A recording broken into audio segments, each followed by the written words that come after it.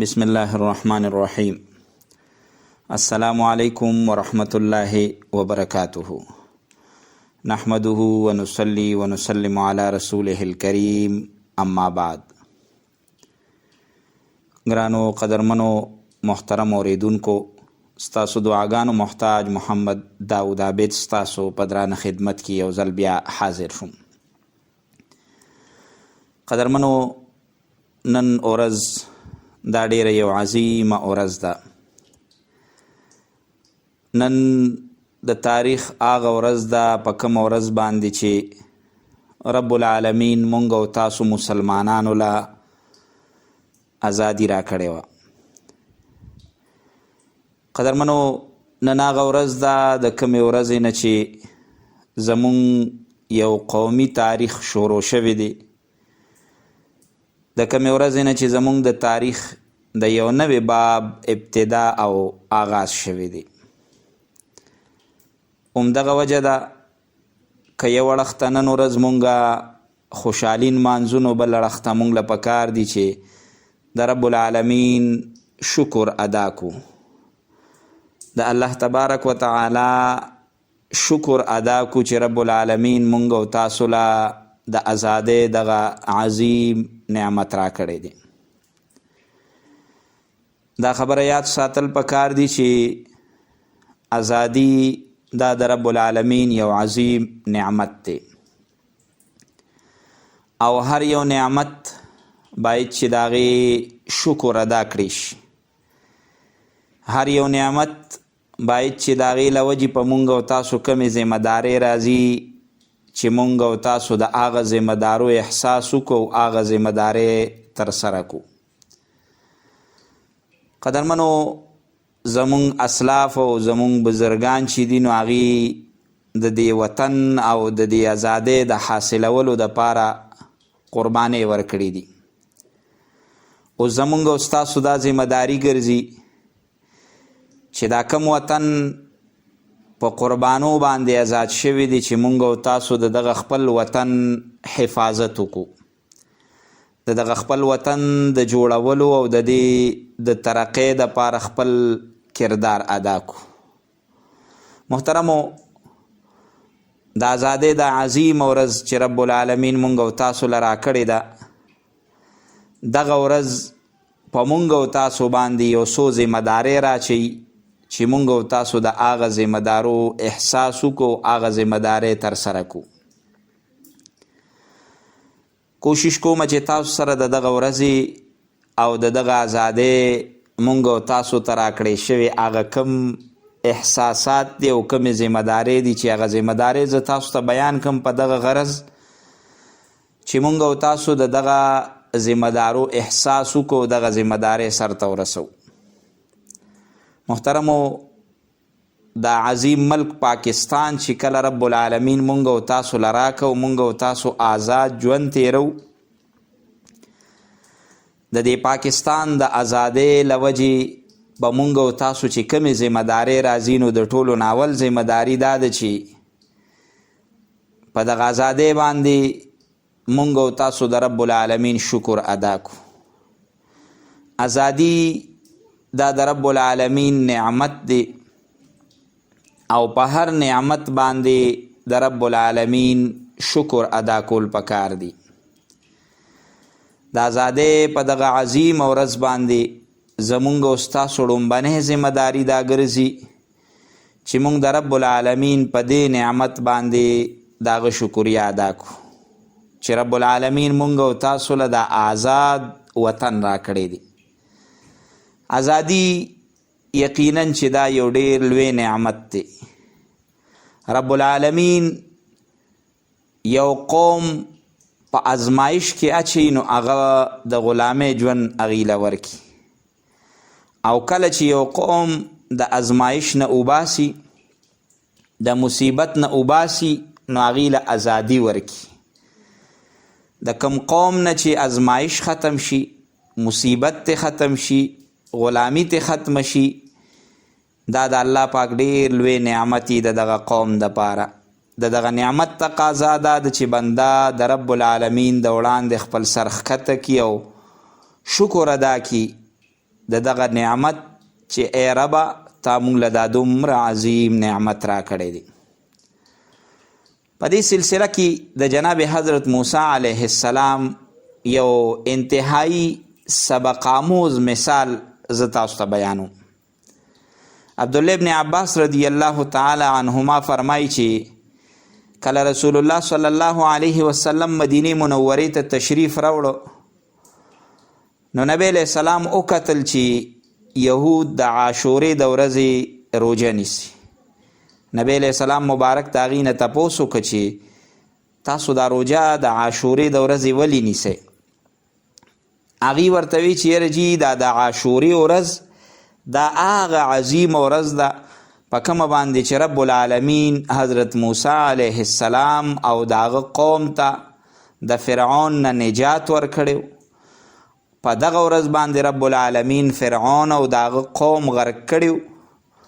نو چونکې موسی علیه السلام او د هغه قوم بني اسرائیلو ته په دې ورځ باندې ازادي ملو شوې وه، د ازادۍ د عظیم نعمت ملو شوی و، نو د دې نعمت په بدله کې حضرت موسی علیه السلام به د دې ورځې روژه نیوه. نو مونږ چونکې د هغه امتیان یو بني اسرائیل، نو ځکه مونږ هم د دې ورځې روژه نیسو. نو جناب محمد رسول الله صلی الله علیه وسلم ورته جواب وفرمایه ښه تاسو د دې ورځو روژه نیسئ، فنحن احق و اولا بموسی منکم، مونږ خو ستاسو نه زیات د موسی علیه السلام نږدې یو، خو زمونږ ورور دی، هغه خو پیغمبر دی. نو چې تاسو د هغه سنت ژوندي ساتل غواړئ نو پکار دی چې مونږ خو ستاسو نه زیات دې اړخ ته توجه وکړو چې د هغه دا سنت ژوندي وساتو چې هغه په ازادۍ باندې روژه نیولې ده، نو مونږ هم په دې ورځ باندې روژه نیسو. نو عبدالله ابن عباس رضی الله تعالی عنه فرمایي چې فصامه رسول الله صلی الله علیه وسلم، نبی علیہ السلام به په دې ورځ باندې روژه نیوه، او بیا صرف په خپله به مبارک په دې ورځ روژه نه نیوه بلکې و امر بصیامه، نورو صحابو ته به هم حکم کو چې په دې ورځ باندې روژه ننم. الحمدلله ډیر خلک د ثواب په نیت په دغه ورځ باندې روژه نیسي. د دغه ورځ په برکاتو کې که یو اړخ ته نور ډیر لوی لوی برکتونه دي، نو یو عظیم برکت دا دی چې په دغه ورځ موسی علیه السلام او د هغه قوم ته ازادي میلو شوې وه. د هغه ازادۍ په وجه به هغې د الله عبادت کو، د شکریې په طور به یې دا روژه نیوله. نو جناب محمد رسول الله صلی الله علیه وسلم په دغه ورځ باندې روژه ونیوه. اوس تاسو سوچ وکړئ حضرت موسی علیه السلام چې کله رب العالمین هغه ته او د هغه ملګرو ته د فرعون د غلامین او د ظلم نه نجات ورکړه، نو هغې په دغه ورځ باندې ازادي صرف خوشحالي ونه کړه چې راشه مونږ آزاد شو نو بس خوشحالي به وکړو، بلکې دې سره سره د رب العالمین شکر یې ادا که، او دا شکر د روژې په شکل کې هغې ادا که چې هغې به روژه نیوله، او بیا دغه ورځ به هغې نمانځله او باقاعده به یې په دغه ورځ باندې هر کال روژه نیوله. اوس د دې واقعې نه مونږ ته دا سبق میلاویږي چې د رب العالمین لخوا یو لوی نعمت انسان ته حاصل شي نو صرف دا نه چې په هغې خوشحالي وکړي شي، بلکې په هغې باندې د رب العالمین شکریا هم ادا کول پکار دي. نن که مونږ او تاسو دا د خوشحالۍ ورځ مانځو، د ټولو ناول مونږ ته دا سوچ پکار دی چې دا د پاکستان ازادي دا د رب العالمین یو عظیم نعمت دی. په دې نعمت زمونږ زړه د رب العالمین شکر ادا کی، مونږ دا ووایو چې الحمدلله الله پاک مونږ ته یو آزاد ملک او وطن را کړی دی، په کم آزاد ملک کې چې مونږ خپل عبادات ادا کولی شو، په کم آزاد ملک کې چې مونږ په خپل دین باندې عمل کولی شو، په کم آزاد ملک کې چې په اسلامی طریقه مونږ د خپل اولاد تربیت کولی شو، په کم آزاد ملک کې چې مونږ خپل قوم له شناخت ورکړی دی او د هغې د لاندې مونږ او تاسو ژوند تیرو. مونږ صرف په ژبه باندې الحمدلله نه ویو بلکې دې سره سره مونږ په خپل کردار کې هم د رب العالمین شکر ادا کو. نو خلاصه دا شوه چې مونږ او تاسو په دې نعمت د رب العالمین شکر ادا کو، خوشحالي مو کو، خو خوشحالۍ سره سره مونږ د رب العالمین شکر ادا کو. بیا دا شکر په دوه قسمه دی، یو مونږ په ژبه باندې وایي چې د الله پاک ډیر زیات شکر دی چې رب العالمین مونږ له د آزاد ملک را کړی چې مونږ پکې آزاد ژوند تیرو مونږ په خپل دین باندې پکې په آزادۍ سره عمل کوو. خو د شکر بیا دویم قسم چې دی هغه دا دی چې مونږ او تاسو د خپل کردار نه هم د شکر هغه یو قسم خلکو ته وښایو چې مونږ خپل کردار هم په داسې طریقه باندې ادا کو چې مونږ په هغې کې هم وښایو چې مونږ په دې کې د رب العالمین شکر ادا کول غواړو. لہذا د 14 اګست دغه خوشحالي به مونږ نمانځو، د رب العالمین شکر به ادا کوو، د الله د وړاندې به خپل سر ښکته کوو، د الله حمد به بیانو، د دې خپل وطن د سلامتیا دپاره به دعاګانې غواړو او دغه شان د خپلو شهدو دپاره به دعاګانې غواړو، ځکه دا ملک او دا خاوره دا چې مونږ او تاسو ته میلو شوې ده دې دپاره خلکو ډېرې وینې توی کړي دي، دې دپاره مونږ ډېر شهدا ورکړي دي، د خپلو شهدو دپاره به دعاګانې غواړو، د دې خپل ملک د سلامتیا دپاره به دعاګانې غواړو، په دې خپل ملک کې به د خیر او د برکت راوستو دپاره د رب العالمین دعاګانې غواړو. د ازادۍ ړومبني حق دا شو چې مونږ آزاد یو چې په دې د رب العالمین شکر ادا کړو، ځکه دا د الله یو نعمت دی او د الله د هر نعمت باید چې انسان شکر ادا کړي. دا زمونږ یوه ذمهداري وه. دویمه ذمهداري که چېرته مونږ د خپل وطن او د خپل خاورې سره محبت ساتو، په دې ازادۍ باندې مونږ خوشحاله یو، نو باید چې مونږ او تاسو د دې خپل وطن د قانون او دغه شان د دې چې څومره مونږ ته قوانین جوړ کړی شوي دي د هغې مونږ احترام وکړو، د هغې پاسداري وکړو. د خپل وطن جوړ کړی شوي د هر جایز قانون مونږ او تاسو احترام وکړو. مونږ له پکار دي چې په پاکستان کې د امن دپاره آواز اوچت کړو، د پاکستان امن مونږ محفوظ وساتو، د پاکستان سړکونه مونږ محفوظ وساتو، د پاکستان ادارې د پاکستان نظم و ضبط دپاره مونږ کار وکړو، هر انسان ته د هغه حق ورکړو.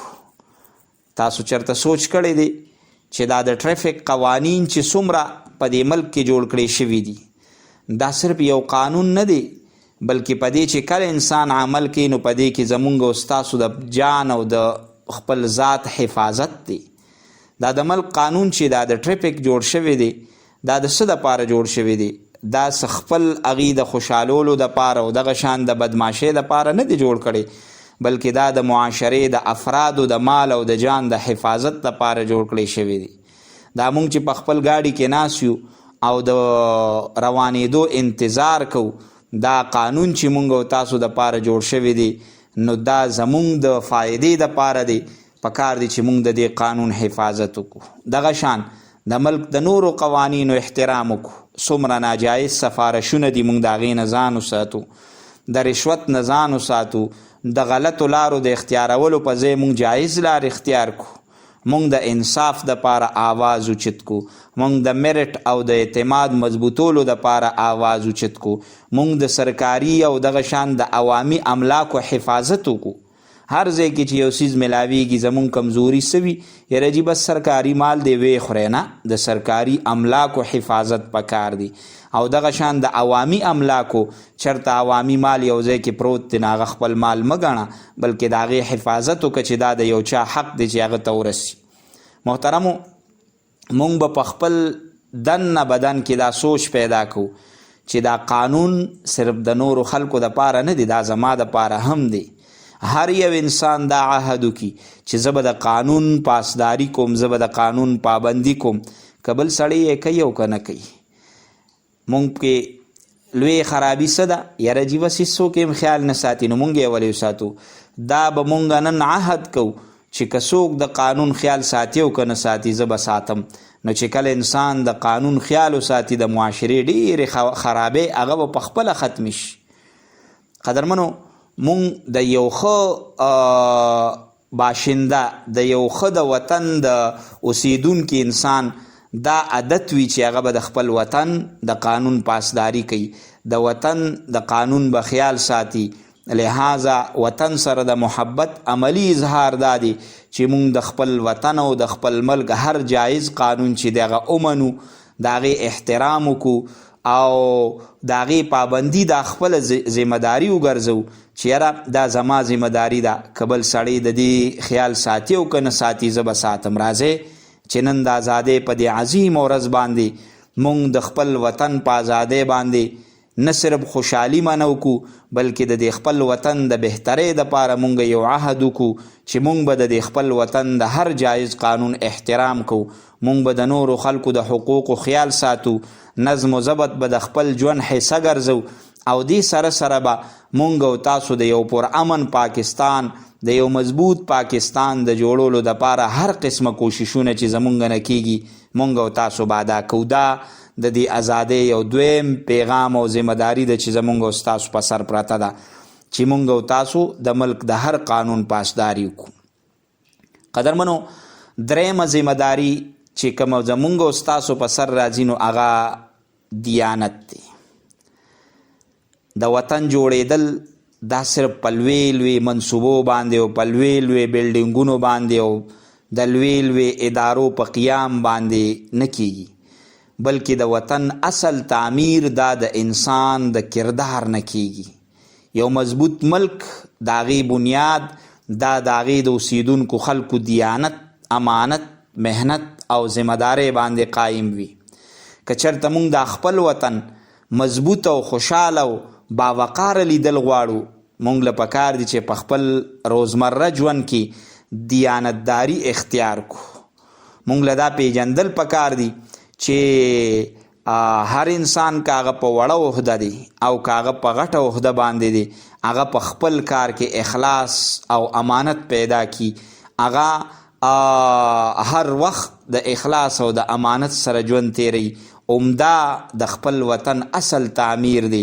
که یو انسان غواړي چې زه د خپل وطن په تعمیر کې حصه اخلم، نو دی به هر وخت خپل ژوند په دیانت سره تیری. مثال په طور یو دکاندار دی، هغه به دیانت نه کار اخلي او چې کله چاته څه تلل کوي صحیح توګه باندې به تلي، چاله به کم و زیات نه ورکوي، ښه څیز به ورکوي او خپل ګاګ سره به د دیانت معامله کوي. نو پاکستان به ترقي وکړي او د دې دکاندار د ملک په تعمیر کې یو کردار شو.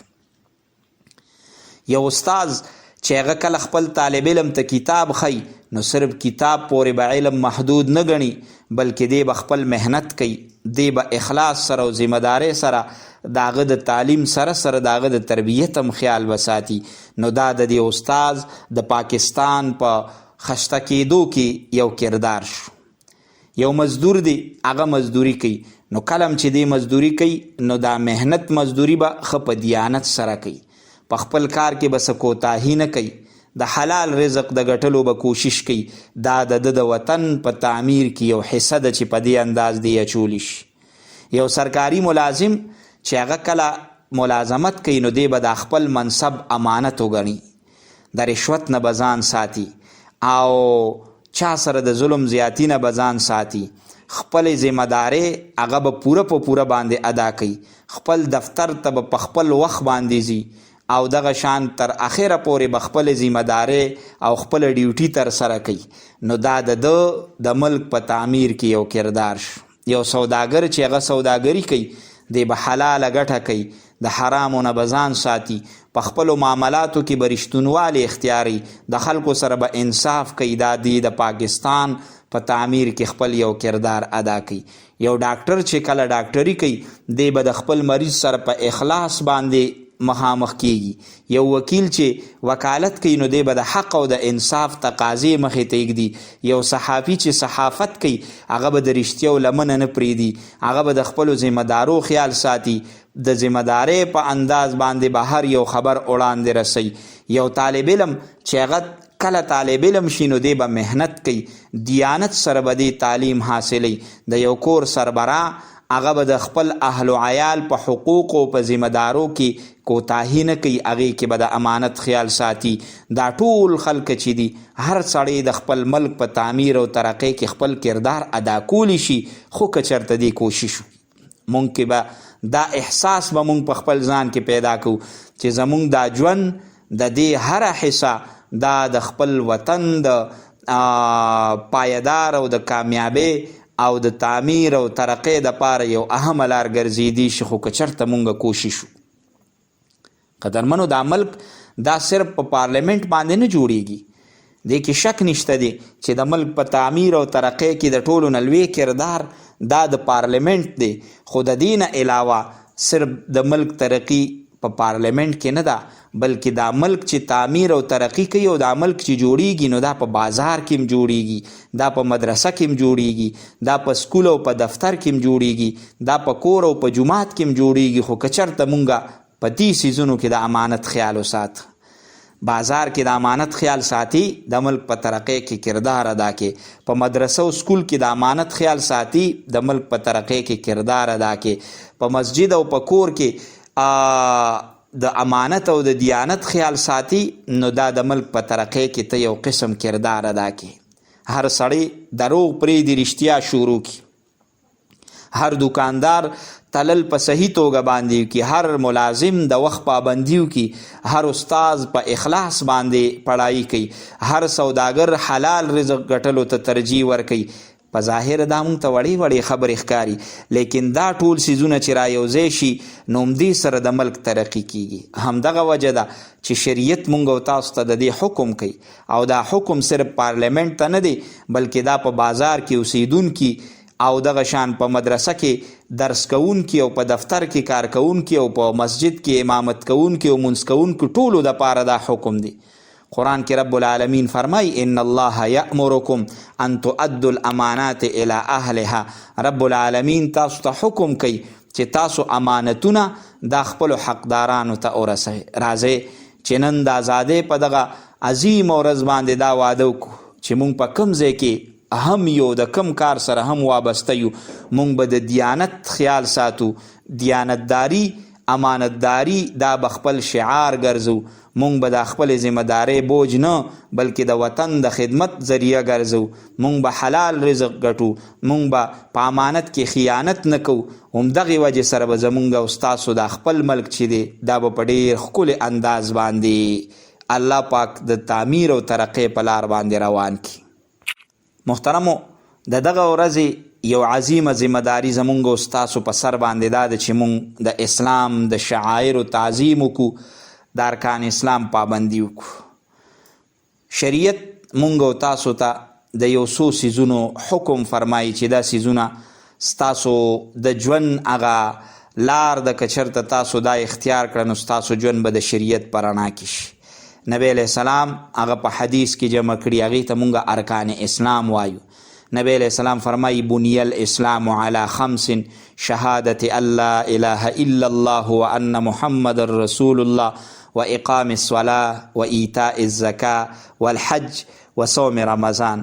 د اسلام بنیاد په 5 څیزونو باندې دی: شهادت د الله د توحید او د پیغمبر د رسالت، منځ کول، زکات ادا کول، حج ادا کول او د رمضان المبارک روجې. نو مونږ او تاسو چې دا عظیم ملک مونږ ته رب العالمین را کړی دی دا د اسلام په نامه باندې مونږ ته را کړی شوی دی. پاکستان کا مطلب کیا؟ لا الہ الا اللہ. د پاکستان د جوړېدو بنیاد دا په لا الہ الا اللہ باندې دی. د لا الہ الا اللہ لاندې د ژوند تیرولو مونږ کوشش وکړو، هغه دا دی چې مونږ د دغه ارکان اسلام پوره په پوره خیال وساتو. قدرمنو، د دغه ورځې یو بله ذمہداري او اهمه ذمہداري هغه دا ده چې مونږ د خپلو بچو تربیت وکړو. نن د دغه فتنو په دور کې که یو اړخته مونږ او تاسو له د خپلو بچو سره مینه او محبت پکار دی، نو بل اړخته مونږ له د خپلو بچو یو ډېر ښه تربیت هم پکار دی. زمونږ د خپلو بچو په ژوند باندې نظر ساتل پکار دي. زموږ ستا ذمہداري صرف په دې باندې نه ختمیږي چې ما خپل بچي یو ښه سکول کې داخل که، راغی او خوراک څښاک یې وکړو، سبا بیا سکول ته لاړه. نه، زما د بچي د سکول په ژوند باندې هم زما نظر پکار دی. د سکول نه چې را واپس شي او په کور کې د کم ژوند دی په هغې باندې هم نظر پکار دی چې یاره زما بچي د دې دنیا یو ښه وګړی ګرځېدي شي که نه، د شریعت یو ښه مسلمان جوړېدي شي که نه. د خپل بچو د مانځه خیال وساتو، د خپل بچو اخلاقی تربیت وکړو، خپلو بچو ته دا وښایو چې بچی دروغ ویل ګناه ده، بچی دوکه کول ګناه ده، بچې د چا مال خوړل دا ګناه ده. د ټولو څیزونو نه ځان ساتل پکار دي.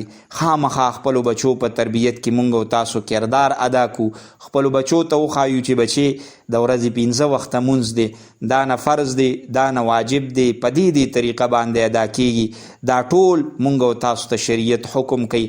نو یو اهمه ذمہداري په دې ورځ زمونږ دا ده چې خپلو بچو مونږ او تاسو تعلیمي تربیت هم وکړو، اخلاقي تربیت هم وکړو. دا نه چې زما بچې په دې کې خوشحالي ګڼي چې په دې ورځو کې لګیا شي او خلکو له تکلیف ورکوي. د خوشحالۍ د نمانځلو یو داسې طریقې اختیار کړي چې هغه د معاشرې دپاره یو ناسور وګرځي.